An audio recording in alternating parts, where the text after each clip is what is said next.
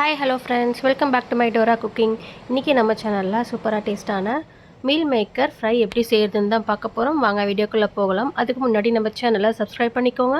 பக்கத்தில் இருக்க பெல் ஐக்கானை கிளிக் பண்ணி ஆல் ஆப்ஷனை கிளிக் பண்ணிக்கோங்க. அப்போ தான் நான் போடுற அப்டேட்ஸ் உங்களுக்கு உடனே நோட்டிஃபிகேஷனில் வரும்.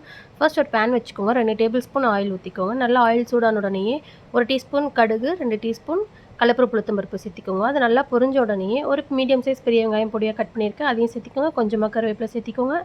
சேர்த்து வெங்காயம் நல்லா கொஞ்சம் லைட்டாக வதக்கி விட்டுக்கோங்க.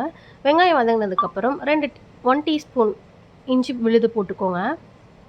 இஞ்சி பூண்டு விழுது வந்து சேர்த்திக்கோங்க. அது வந்து இஞ்சி பூண்டோட பச்சை வாசனை பொருள் நல்லா லைட்டாக வதக்கிக்கோங்க. வெங்காயம் நல்லா வதக்கியாச்சு. இப்போது ஒரே ஒரு தக்காளி, மீடியம் சைஸ் தக்காளி பொடியாக கட் பண்ணியிருக்கேன், அது இதோட சேர்த்திக்கோங்க. அதையும் நல்லா லைட்டாக கலந்து விட்டுக்கோங்க.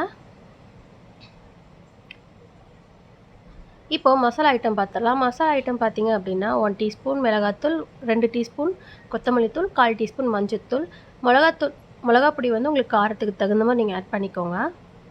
இப்போ அதையும் நல்லா வதக்கி விட்டுக்கோங்க. இப்போ தேவையான அளவு உப்பு சேர்த்திக்கலாம். உப்பு சேர்த்து லைட்டாக ஒரு 1/2 கிளாஸ் தண்ணி ஊற்றிக்கோங்க. வெங்காயம் தக்காளி நல்லா வதங்கிட்டு நல்லா மேஷ் ஆகணும். ஒரு 2 to 3 மினிட்ஸ் இது ஆகும் நல்லா மேஷ் ஆகிறதுக்கு. அந்த தண்ணி ஃபுல்லாக வந்து ட்ரை ஆகி வரணும் லைட்டாக.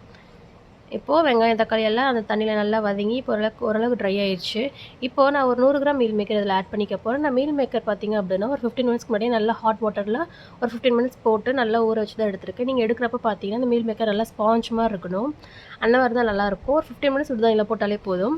அதை இதோட மசாலாவோட ஆட் பண்ணி ஒரு 10 மினிட்ஸ், ஒரு 5 to 6 மினிட்ஸ் போதும். 10 மினிட்ஸ் கூட வேண்டாம், ஒரு 5 to 6 மினிட்ஸ் போட்டு மீடியம் ஃப்ளேமில் வேக வச்சுக்கோங்க.